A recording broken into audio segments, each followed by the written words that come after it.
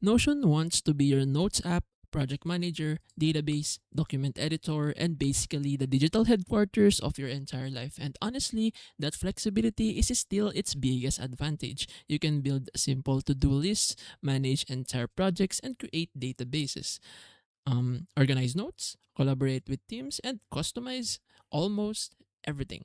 The problem is, with enough customization, you can also spend 3 hours designing the perfect productivity dashboard instead of doing any actual work. Humanity remains undefeated. So, Notion has also expanded with AI features, calendars, and better collaboration tools, making it more useful as an all in one workspace than ever. The downside is that all that flexibility comes with a learning curve. For simple note taking or task, um, dedicated apps can be faster and easier. But if you want an all in one platform, then Notion is still incredibly hard to beat.